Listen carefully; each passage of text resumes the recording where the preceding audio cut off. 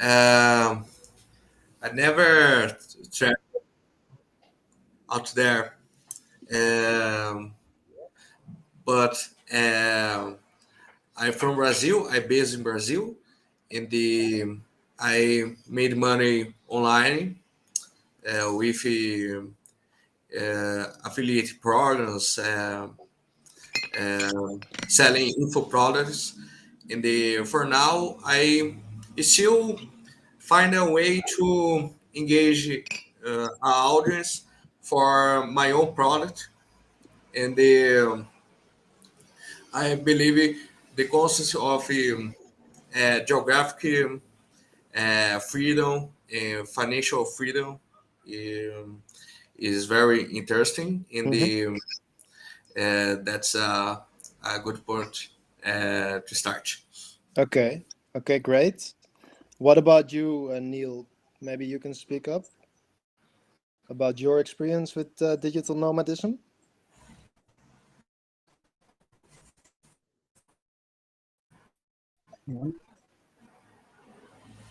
Hey.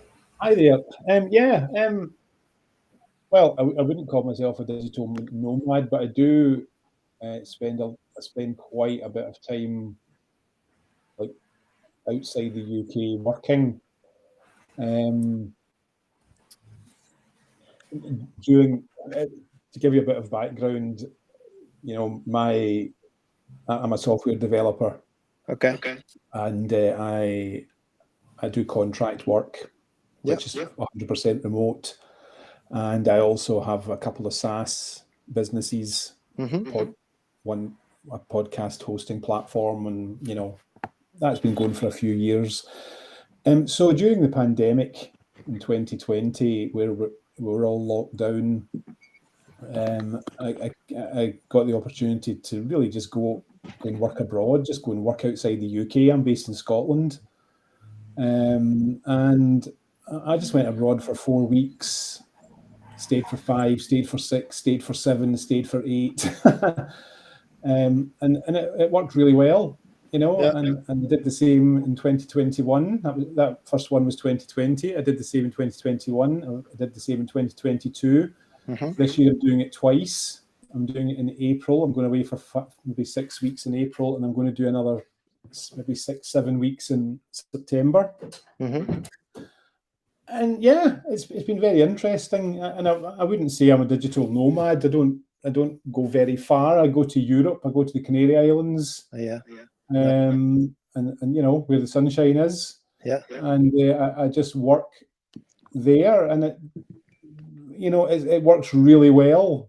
As long as you have as long as you have your laptop, you've got a decent internet connection, and you can do it. It's great, and as long as you're working for people who understand that it doesn't really matter where you work, For sure. the company I work for as a contractor, they don't really care where you are, Mm-hmm. because it doesn't really matter.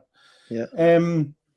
So that's pretty much it. And I think what I learned actually, so what did I learn out of the experience of doing this 3 times now and doing it for another time this year, is really to keep it flexible, to keep the travel flexible, because what I've found is that when I go abroad and do this, I often want to stay longer than I initially planned. And that means doing things like, booking extra accommodation that you may not use, but book it in such a way that you can cancel it at the last minute if you want to come back home. I agree. And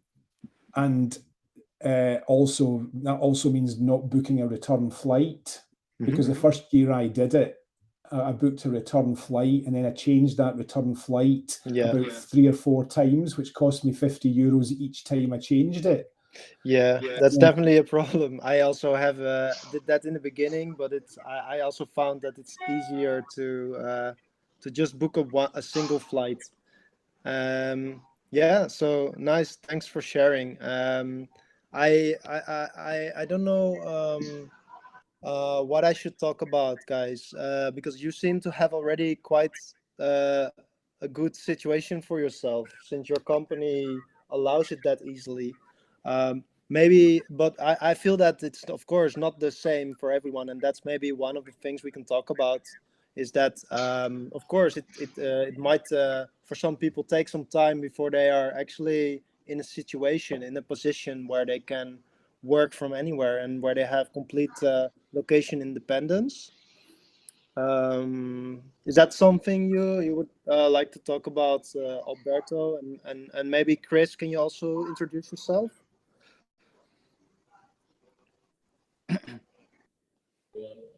Thank you for the invite.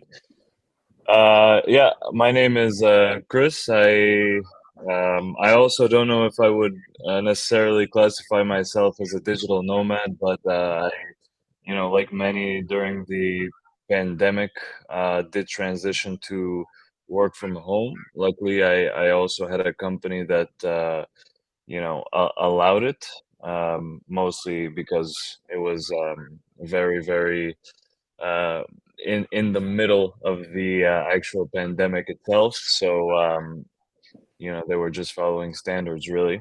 Mm-hmm. In any case, I used that situation to go from the U.S. where I worked initially to go back home.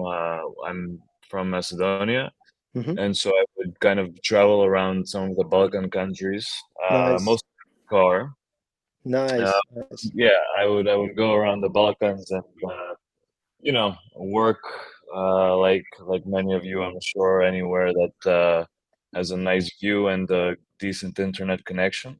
Yeah. Uh, for me, I guess the difficulty that I experienced could have been the non-flexible working hours. So my working hours were kind of a little bit fixed in the sense that I still had to work in U.S. Eastern time.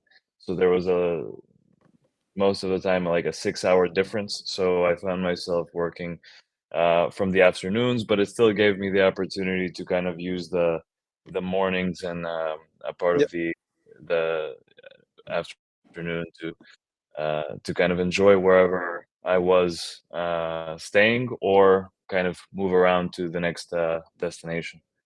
Awesome, awesome. Have you also been in Bansko by any chance in Yes, I was Bulgaria? actually, yeah, I was there the first few days of the year. I Mm-hmm. went, but unfortunately, there was no snow. Oh yeah. Okay. But yeah, I've been to Bansko many times. Beautiful. I've been there in summer one time. Cool. It's very nice. So yeah, I also see that what you mentioned about uh, so wait. So what I wanted to say. Um, so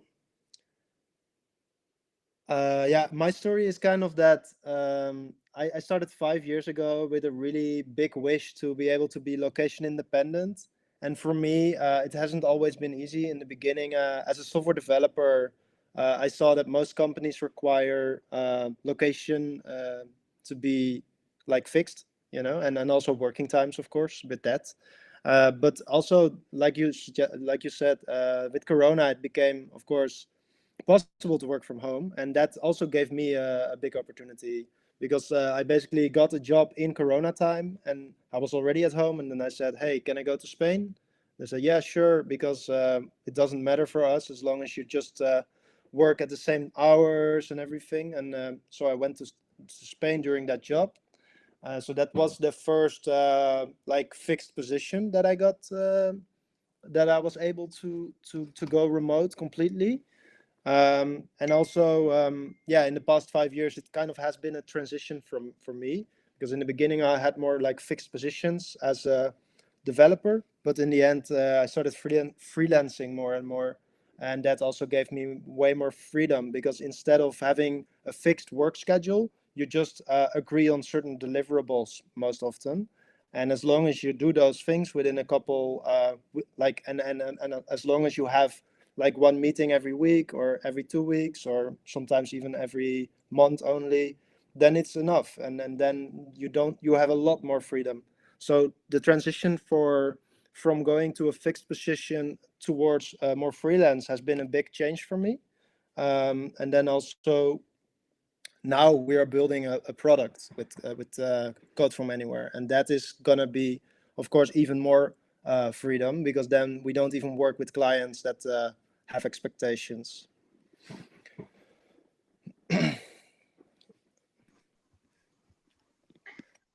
I prepared a little short presentation. I found it interesting, how to get started as a digital nomad blog, and I Okay. transformed that into a short presentation. And Okay. it was more focused on people who want to get started. So this is not the right audience, but maybe we can just take the presentation with us and just discuss each point of view, and maybe we can learn Mm-hmm. from each other, from each other's experience. Like Yeah, it, sounds it good. goes into like the good things, the bad things, what we should know. And when I was going through it, I got straight away like ideas like, yes, I had this and I know an example of this. So I guess you definitely have experiences, and Neil and Chris and Alberto probably have their inputs as well. So I will share the screen for that one. Toggle screen share.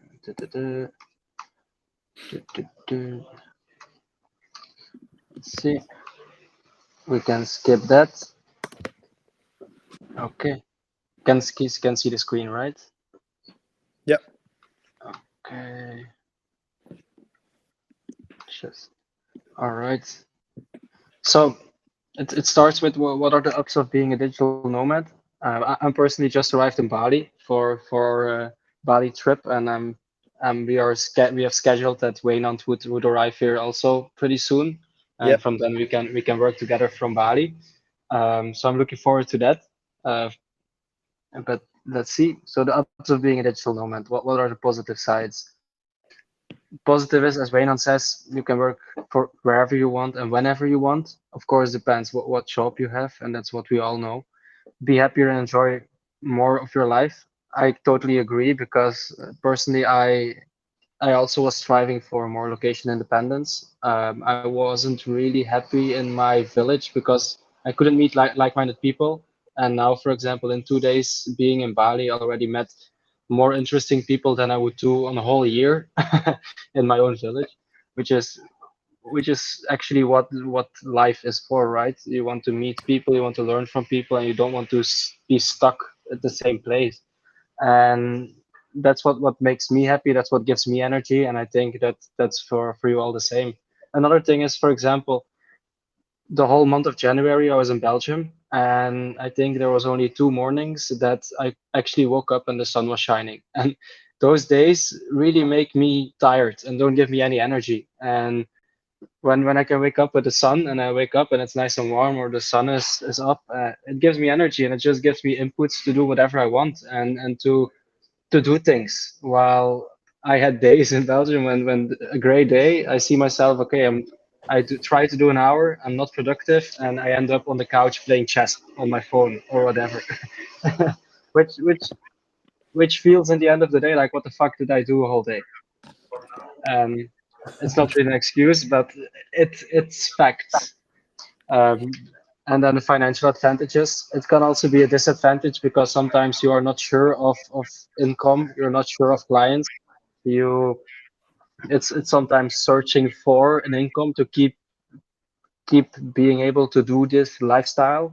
But it's also a nice challenge, because once you are in that position that you have to, it's also something unlocks in the brain. Like, I have to find a client is the right, it's like, then it will actually happen. And if you are in your comfort zone, you're not really learning something, in my opinion. And when you are out of your comfort zone, that's when you really make progress. And that's what I noticed from myself out of experience as well. Anyone has to add something here? Any other ups or any experiences? I mean, I see adventure as a big up, because it's kind of boring to stay in one place for long term for me, and I really like travel, and also with that the adventurous part, and I could never do all of that I do now only in the Netherlands, you know. Um, so yeah, that's definitely a big up for me. I see that someone wanted to speak. Neil. You're muted.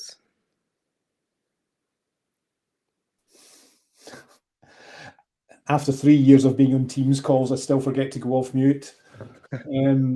Yeah, no, I was just going to say, two things really based on what Rick was saying. One is that, living in Northern Europe, I mean, Rick, if you think your weather's bad in Belgium, you should try living in Scotland. But the serious point though is living in Northern Europe it can be pretty depressing from a physical point of view during the winter, because it's simply dark, grey, wet, cold, windy, raining. And one of the biggest benefits, and it's a physical and mental benefit for me of doing this, is just what you said. It's literally getting up in the morning and everything's bright and colourful. It's sunny. The energy that gives you is just amazing, and that's why I do it, really. But the second thing is on the financial side of it. What I realised is, I think the way that I financially make it work in my mind is not, earning a fortune or having a fortune in the bank or anything like that. It does tip the balance if the money that you're earning while you're traveling is more money than it's costing you to travel. If you see what I mean. A simple example would be if you're earning $2,000 while you're away, but the traveling only costs you $1,000. That's a simple example, but that almost completely takes away any worries that you have about doing it from a financial point of view, simply because the traveling isn't actually costing you anything. Yeah, I didn't really think about it until I was doing it, and then I realized that I didn't wake up in the morning and worry about how much all this was costing, because it wasn't costing me anything. Yeah, that's, I think, a big misconception that most people have about being like traveling a lot. It isn't necessarily very expensive. Of course, it depends what country you come from, and then what the difference between the country you come from and the country you are going to, right? But for me, in my situation, I'm from the Netherlands, and it's the cost of living is much higher here than the places I go, and the quality of living is much higher in the places I am going for like the same amount of money. If you would, yeah, and then it even includes the flight and all other things. So basically, I'm just having a much better quality of life for the same amount of money to spend. Yeah, totally. And if I just compare numbers, for example, the rent that you would pay in Belgium for a small apartment, I can live a whole month in Bali, and then I have included accommodation, transportation, visa, and yeah, transportation as a scooter rent, then Yeah, a visa, and maybe even food fits into just a package of accommodation in Belgium, and then I haven't even counted putting gasoline in my car and eating and drinking. So yeah, at the end of the month, you have much more left that you can have a rich life, for definitely. example. Yeah. So that great to talk about these advantages, but so I guess the next slide is gonna be about the downs. The downs, yes, the downs of being a digital nomad. So that's an unstable life. Hard work is often underestimated, and your social life might suffer. Um, Yeah. I can go a bit deeper into my experiences, or someone else can pick in on these. Yeah, I want to go deeper on the last one. Go, okay.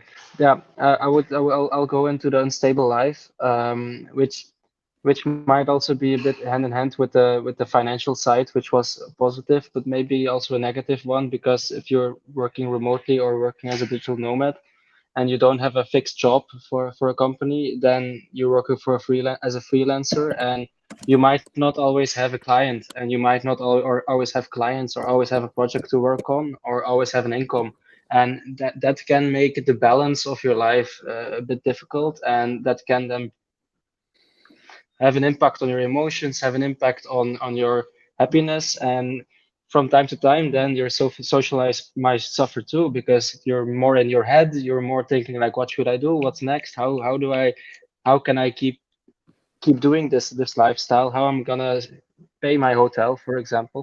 Yeah. And it's all about balance, in my opinion. And Yeah.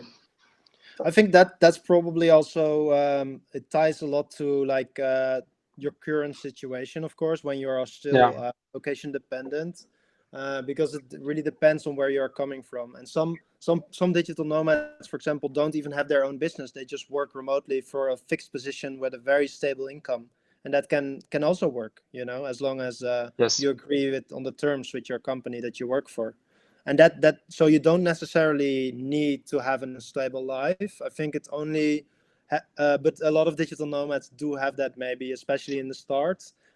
Me too, because freelancing is just a big step, big transition, and it is not always as easy as you would maybe expect. So definitely I see that too.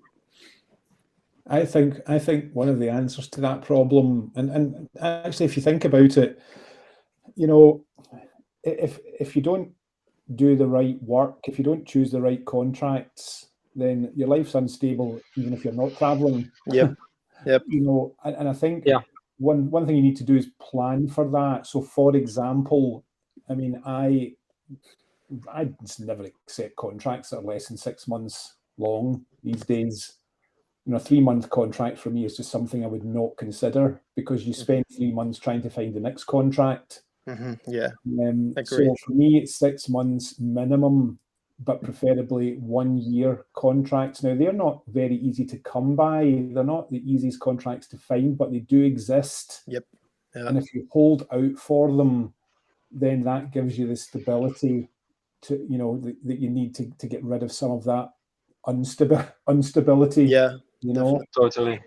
the other thing I would say as well, to help with the instability, and it's on the financial side, and again, this is something I've learned just by doing this, is that for the traveling, if you can arrange everything, accommodation and whatever, so that you're paying for it as you go along, and it's not like a holiday, for example, where you have to pay for the whole thing, 3 months before you depart.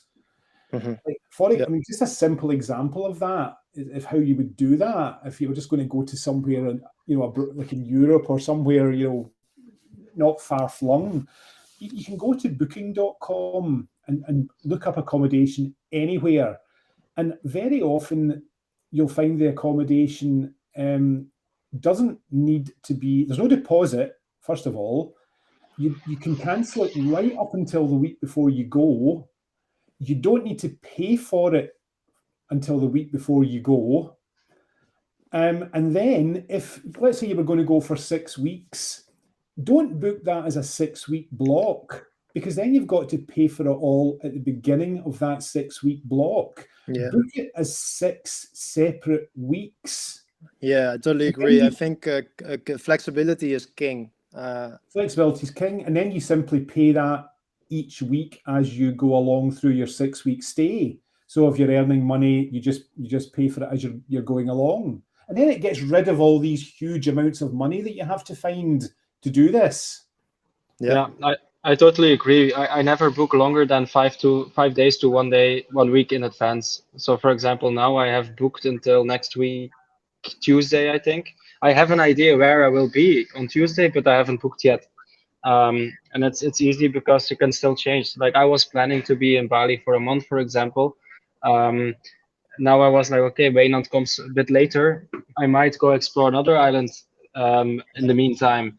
And then it's easy if you haven't booked, but if you booked for a scooter, if you got your scooter for a month and you have accommodation for a month, then it's again these thoughts like, oh fuck, I already paid for the Yeah. accommodation, and then your plan is gonna guide you instead of yourself and the freedom, and then you actually lose the freedom you want to have. Yeah, that's a good point, and I think that it also touches upon like maybe the logistics a bit, because it also depends. Also, it's a very big decision you should make if you are planning to become a digital nomad. Is like, how fast do you like to travel? Do you want to go to a new place every 2 weeks, every month, or do you want to stay in one place 3 months, or maybe even a year? Then it would be more like slow madding, digital slow mads. Um, so So I think it is a really big thing, important thing, because whenever, what I see for myself is that whenever I go to a new place, there's a lot of logistics, there's a lot of things that you need to sort out before you're actually comfortable, and also yeah, that just takes a lot of energy and time. At least it can, depending on, of course, how much is arranged for you, because it also depends on your budget, right? If you just book a hotel day by day, everything is already arranged. But if you, for example, want to go to a place, and you want to find an apartment in that duration, it will take you some time to get the right one. So that's the logistics, and things like finding a scooter, But finding there a as good well, place to work, things like that. It all takes some time. It's some logistics. if The you look at visa. the if you look at a timeline as a digital nomad, for example, of going to a place and wanting to be, for example, a slow mat, because I'm more of a fan to be a slow mat than a nomad. Yeah, I rather stay in one place and really live in the place me than too. moving all the time, because I don't like the moving part. It takes too much stress. It's always the Yeah, logistics, like you say. It yeah, takes a lot of energy. But in my opinion, it's best to, for example, go a place, take a room for 1 day, 2 days, 3 days, 3 days, perfect, 3 to 5. So you hmm, have time, you yeah, have something, and you have time to explore the region. Because yeah, booking.com isn't always the best thing. You hmm, can maybe find something local or some guest house or whatever, yeah. which is much, for example, much cheaper, or nice people, or they cook for you, or whatever. You can find really hidden gems I in definitely local like that places. approach, especially also because you can't see on the picture on Booking.com if it's a nice environment, right? It's hard to see, Exactly. and I definitely agree with that. That also see looking at the budget, it makes a huge difference to book ahead or just um, ask via some people there when you're already there. Then you can find often much better places for much less money. And even if you book something through booking.com and you like the place, but you only booked for 3 nights, Yeah, the property itself is happy to give you these extra yeah, nights if you book yeah. the rest through them, because then don't have to pay the 20% booking.com fee. So So true. Yeah. they will give you some sale, and it's a win-win situation again. Yeah, it's almost like 20% or something that you Yeah, I can think it's 20%. immediately they can save, or they get more Yeah. basically. And then on Hmm. top of that, if you stay long term, you can often negotiate, and you don't Yes. need to pay per night. You can pay per week, or yeah, that also maybe touches a bit on the flexibility, but that's something you have to weigh, and then you can often get a much cheaper offer for much, yeah, more quality. Yeah, but and also about like the speed of travel. Let's touch upon the last topic about that too, because the social life is also very important, I think. And of course, you might have all these freedoms, like you have financial independence, location independence. You're super free, and maybe you have your own company and you make enough money, and you don't need to worry about anything. But then still, when you travel the world and you go to a place, another place every month or maybe every 3 months, the social life is different. It's very different from when you live in only one place, and that's something that I didn't quite solve yet myself, even after 5 years. And I think this is probably, yeah, for me, the most interesting thing to talk about. And maybe you guys have some other ideas than me. But for me, that's the biggest disadvantage right now to being a nomad, because basically every time you go to new place. Of course, it's also nice to meet new people, new interesting people, but it's also definitely something that requires a lot of time and energy. And you always you're not like it's harder to get like more deeper relationships with people, because you kind of build up something and then you go to another place, right? And then you start over again. At least that's often the case. But what I learned recently, or like the past year, is that I learned to say goodbye to people, and I approach it more in a way like I'll see you later, and the world feels really small. And every time I say bye, it's like, oh yeah, I'll see you. And today I said bye bye to a guy who's driving around the world on his bike, and he said like, yeah, whenever you want to come to Ireland, jump by, send me a message. And it kind of goes with everyone. I met an Australian guy a week ago in India, And he also said like, whenever you're in Australia, I'll see you. And that's a positive part of that social side. Yes, Yeah, it's that's hard. true. Yes, it Yeah, takes effort to meet people, and yes, it takes effort to, and it's always hard to go out again and to meet people again. But for me, it's also a positive thing, because if I don't really have these people who in the place who would say like, hey, come and do this, and hey, come and do that, then it's easier for me to focus on what's actually need to be done. yeah, So it's like a bit both sides. It's nice you have the connections, you make some connections, but also you have the focus because that real connection is not there. yeah, yeah. That's true. Okay. And the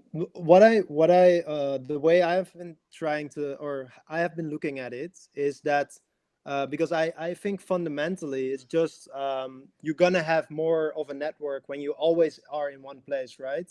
So even though you might be able to meet people wherever you go, like you say, and the world becomes very small, then that's great. But I still think that it's very hard to maintain a network that is so sparse, that is like located all across the world. So the way I have been looking at it is that I want to kind of decrease the amount of different places that I go, but I do want to go there more than once. And I currently my favorite countries that I want to be is I really like Nepal. I've been there 3 times now. And yeah, for me, like every time I go there, I have already know some people there. Suyok is one of them. He's in the call now too.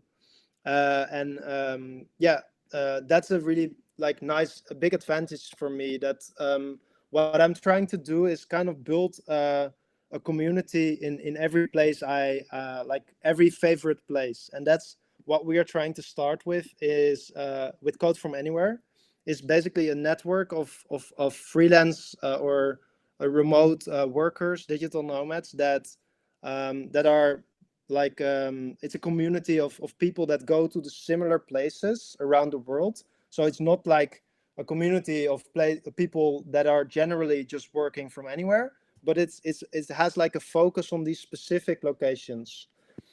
Yeah, so that's the way I'm like trying to solve this problem for myself, and maybe build a network in every place that I go more often. I can also relate on that point with some people I talk to that are not just digital nomads, but some travelers in general. They move by the seasons, and they have, for example, two home bases. In Thailand, they have North Thailand, South Thailand. In India, for example, North India, then Goa, and another place, or other places around the world. And then they move kind of with the seasons. When it's rainy season in one place, they go to another place, and you see multiple people or a community making the same moves. So Yeah. they have their core group, their Mm. core friends, and they kind of make the same moves. Or one goes to another place one season, Yeah, but they see each other the next season again. yeah, And exactly. I that's a love that. really nice. Yeah, I like that way of living as So well. it's kind of a like, if you are part of such a community, there of course are already such communities, so you don't even need to make your own, but you can just join one, and then like you will see your network much more often, because there's more specific locations that you will go instead, and that's definitely a decision that I made, that I hope it will really improve also my social life in the coming years, being a digital nomad. Yeah. So any other perspectives on the social aspect?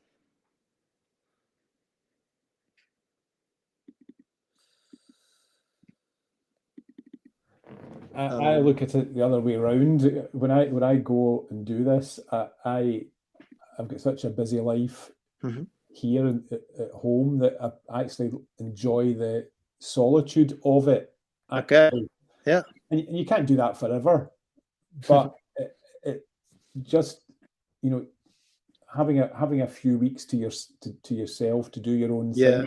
Yeah. It can be very creative, because it simply Yeah. frees your mind up to, like, if I've got a big project that I'm working on, I spend a lot of time when I'm away thinking about the project, Mhm. and Yeah, I'm for not sure. there to. It's only a couple of months, That's probably Also, another way though of being a digital nomad. It's also a digital nomad, but it's more like a digital nomad where you have a home base that you are with your the most of your network is at home, and then sometimes you spend in solitude in a different location, and that's definitely also a very interesting way of doing it. Cool. exactly. I'm looking for places to go that are much further away now. I've got a taste for it. Yeah, yeah. So what's the next plan? Any specific countries or Well, location? no, I don't know. I mean, this year I've got the two planned again for for Europe, Canary Islands again.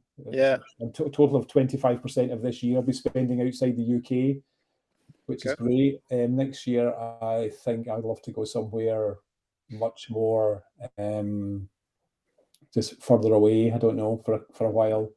Yeah. I nearly did it many years ago. There was a whole movement called Tribe Wanted, which was it was actually part of a TV program, and it was all in it was an island near Fiji, and I signed up for that many years ago to go and do that, and I never got a chance to do it actually. And I really want to do something similar in a place that I would never normally visit. Actually, I think what worries me slightly though about going places that are much further away that I don't know is I cannot afford to go somewhere where I don't have, really good internet and, Yeah. constant communication with work or Yeah. business. That's definitely another topic. The internet connection, right? It really differs per place and also per country. What to expect of that even is sometimes very uncertain. When I went to the south of Sri Lanka, we were in the beginning we just couldn't find any place with good internet, and then we were very lucky, and we found one place with really fast internet. So that was amazing. But it was kind of risky also because we needed it for work. Uh, Um, took a week to find it. I had I had that issue in India. I maybe only found one Yeah. cafe with decent internet, and I was on a really good streak, keeping up posting daily on TikTok every day, posting 1 to 4 videos, and then you arrive in India and you see that TikTok is banned, and then it's like, oh shit, there goes all my effort. So yeah, it's like you cannot know these things in advance, but I have to say from experience in Thailand and in Indonesia, the internet is good and is reliable. Yeah. And if your Wi-Fi is down, your neighbors or a cafe in the street can have internet unless you're living on an island and all Yeah. electricity is down. But then you can take some time for yourself and go to the beach. It's also nice from time to time. Yeah. Yeah. Maybe we should talk about making the transition, because I feel that I mean me and Rick are pretty, and also Neil are pretty far along that journey. But maybe Alberto, do you want to share where you are in this journey and what you are looking up to, maybe? Um, I, I try to build a financial freedom, because in the past I made money with affiliate program, but Mhm. by promoting products in a YouTube channel in the niche of relationships, um, something like love advice for women, and that was pretty. A surprise for me, but it was very popular at the time. Yeah. But that's not a thing I want to do, because I believe in what you work. It's something that should be something meaningful, not only just make money.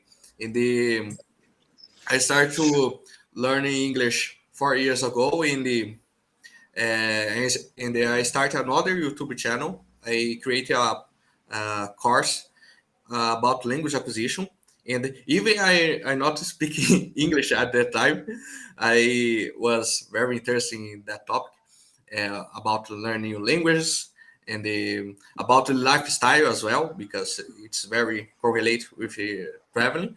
Hmm. But I still in the same city uh, I born because I still uh, have a problem to engage a new audience in the that's my uh, I pretty beginner at Hmm. that point Okay. in Yeah, so the it's certainly probably a good strategy, right? To first have financial independence before you start. That makes definitely your life much easier when you are going to travel. Um, yeah, I also see some people that actually don't do that, and they just go, for example, to Bali. I've yeah met people like that. They just have 2,000 euros in the bank and they go to Bali and hope for the best. It's a much more risky thing, and I have a lot of respect for those people. But yeah, it's probably way more risky, and it doesn't always work out. And then you might be stuck on an island with no money. yeah. Eh, I saw some people who choose to make a volunteering in the try to travel with the minimal money possible, but it's still you need some money to survive. Let's say Yeah, to it does do also make it easier though. If you it depends though of what country you are from. But for example, for me, if you are not financially independent in the Netherlands and you first want to work on that, then it's harder because I could for if I'm going to Bali, I can also live there for 400 euros a month instead of for example 1,000 or three times as much, maybe even, and it would actually save me a lot of money to go there, and I would have a bigger chance on becoming financially independent more quickly. So that's also a way to look at it, although of course it's probably more risky. Another way to look at it is, for example, if you're under 30, I don't know how it is for you guys, but then you can, for example, get a work visa in Australia where the Yeah, wages are really high, where you only pay 15% taxes. And if you do, you can do any type of job. And for example, I spoke yeah, to a guy who just went to Australia and he worked there for like 6 months. And he worked 6 days out of seven in a whole week. He did 70 hours a week, and for example, and then you can save a lot of money, and with that money you make in Australia, you can live for 2 years in Asia, and then you yeah, have your safety net, and then all that financial stress falls away. yeah. And And I think that's actually a very interesting one because it also applies to people from countries that have less GDP, right? If you, yeah, you can make much more money if you first just go to Australia. That's a very interesting strategy. I've also exactly. talked to many people that did that, and the wages are just so high there. For I think it's mostly physical labor, right? Like working in It's mine, for it example. works Or for it works for anything. You can work in hospitality, you can do physical labor, you can do bartender, yeah, you can do anything. You can even do your online job and get taxed yeah, for 15% instead of 50 at home. So yeah, it has so many benefits, and yeah. I'm planning to do that. I'm gonna do it before I'm 30. I'm 100% sure. Okay. Um, because why not? If you have the Yeah, chance. yeah, If I don't take that chance, I think I will regret when I turn 31. yeah. There's also other options though, depending. Like, I mean, the transition from a European country to Australia for your business is probably a bit harder than, for example, to move your business to Portugal, for example. In Portugal, they also have way lower taxes, and also Bulgaria, for example. They have only 10% taxes there. So if you already have a business established, then you don't need a high wage necessarily, but you're more in it for the taxes. And maybe it's also interesting to look at It's just not going. only for the taxes. It's not only okay.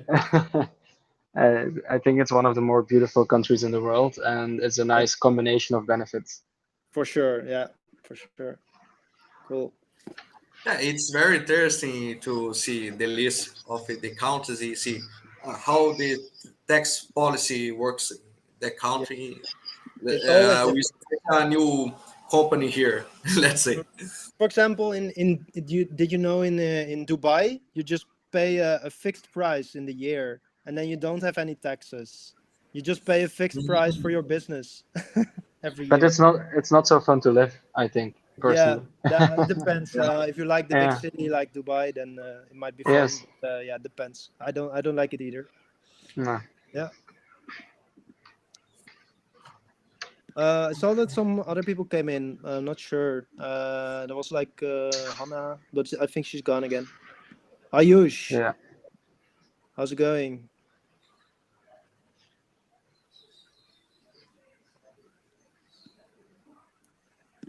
Who? If you are trying to speak Ayush, you are on mute.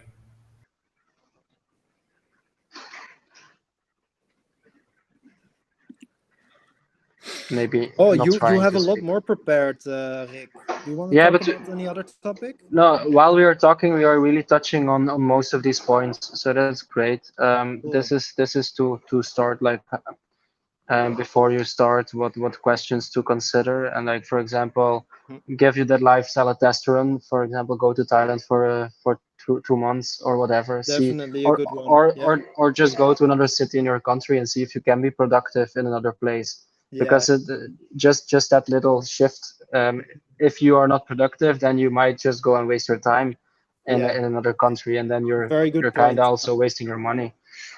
Sorting Yeah. out your finances, we discussed that point. Yeah.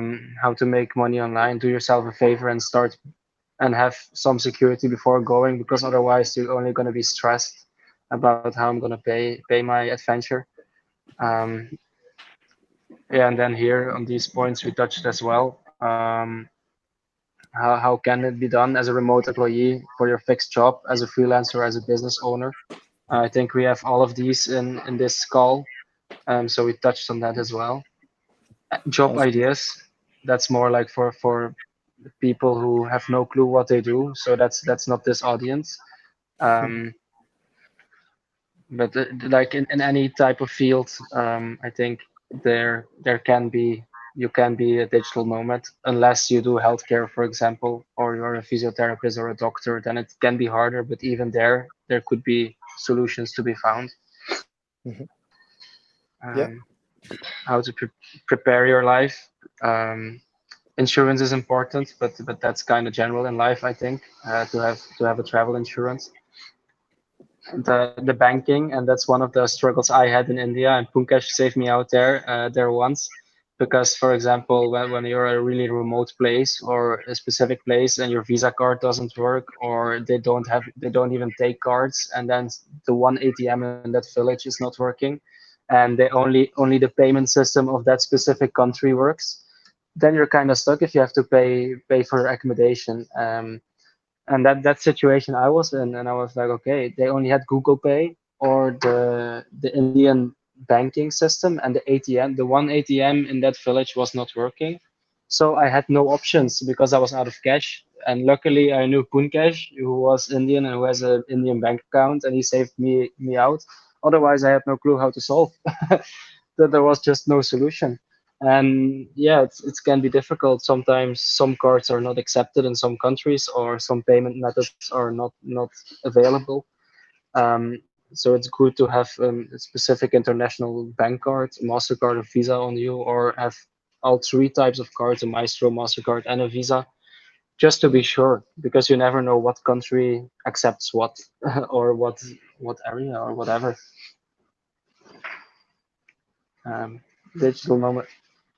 Also, last week actually one of my cards got a fraudulent transaction, my Mastercard, and I still have no clue how or what. Luckily, it has like this Mastercard protection, but suddenly like 400 euro went off to a Google Ads. I'm like, huh? I did not pay this. I did not do this. And then some other transactions were started. First was 400, and the second was 2000, I think, in a currency I didn't even know. I never seen. Luckily, there wasn't enough money on that card for the second and the third one to go through. And luckily, Mastercard has this protection that you can just file like a fraudulent transaction, and you put some proof, and you get it paid back. But that was a bit stress and sweaty, because I was like, oh no, oh no, what to do? That card is my only card working in India. What should I do now? So it's always good to have extra cards, and don't put them all in one wallet, because if your wallet is stolen and all your cards are gone, you also have no option anymore. Anybody else? Well, I was going to say on the financial thing, if you're running an online business, well, just an experience I had one time, which I couldn't solve for 3 weeks, which was a problem at the time. And that is, if you're running an online business, as at the time I was selling a software product in the email marketing space, actually. But the payment processor that I was using for that online business was PayPal. And it was fine. It was, I was away out the country for a few weeks and the payments were coming into PayPal. But when I logged into my PayPal account in order to transfer the money, into my own bank account, because PayPal realized that I was out with the UK, my own country, they blocked the account because they thought it was being hacked or whatever.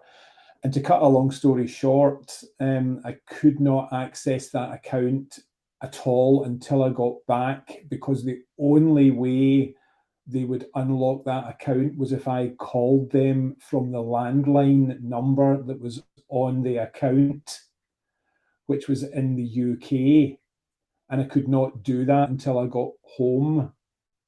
And I was speaking to a call center in Ireland, actually, so I was perfectly able to make it clear what the problem was, but they simply couldn't fix that for me.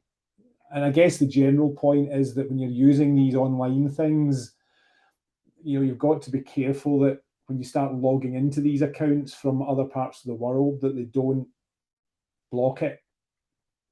Yeah, I feel that my strategy is always to have at least 2 or 3 ways to pay things, and also always have some cash on hand. Otherwise, it's a very bad situation. I think if you don't have any money and you don't have any method to pay, that's not nice. So I used to always have two ways at least to pay and some cash. Yeah, totally. And also the PayPal point is a good point, because I was in that situation as well, not with a landline, but I was using an Indian phone card and now an Indonesian one. And every time PayPal notices like a different location, then it says like, okay, to log into your account, confirm through an SMS or let us call you. And that's the Belgian number. So then every time I need to find a place with Wi-Fi, because I cannot use mobile data with my Belgian number, or it will cost me maybe €60. But to receive like an SMS, it's okay, right? Yeah. But Dual like SIM? Neil's situation was much more worse, because it was from the landline. But for me as well, if I want to do a quick transaction on the streets, I cannot, because if I want to log into my PayPal, I will have to switch SIM cards. I will have to find a Wi-Fi, because I cannot do the mobile data. So it's the finance way, and the financing and the payments is the biggest struggle for me as well, like on the go, like You can what to always do, try what to a pay with. VPN, or have you already got a VPN now? Yeah, I have a VPN. But like on the phone, PayPal, right? And Can you also even install a VPN even on the phone? yeah, I have. I don't know if it works well. It didn't work for TikTok, for example. Okay. But but yeah, even on the computer, it asks you for let us send an SMS. So then you have to go and find your SIM card and change it. Yeah. It's not a big deal, but it is a little struggle. Yeah. These are probably all problems that you get, like you get to learn how to get around from experience, right? Yeah, totally. You can't plan everything, I would say. I think talking about a VPN, I think a VPN is essential, really, just to have it set up before you go. You might not use it, but I learned over the past year that just installing NordVPN on my MacBook and NordVPN on my iPhone solved a lot of problems. Actually, apart from that, as well as allowing me to watch UK TV on the BBC iPlayer, but that's just a minor thing. But yeah, I did. Definitely. It doesn't work for everything, but it's very important to have it, because there are going to be times when you just wish you had it. Yeah, definitely very useful thing to have. Yeah, and also when you're just logging in on any random Wi-Fi, then it's better to have a VPN than just being Yeah. on that Wi-Fi. Yep.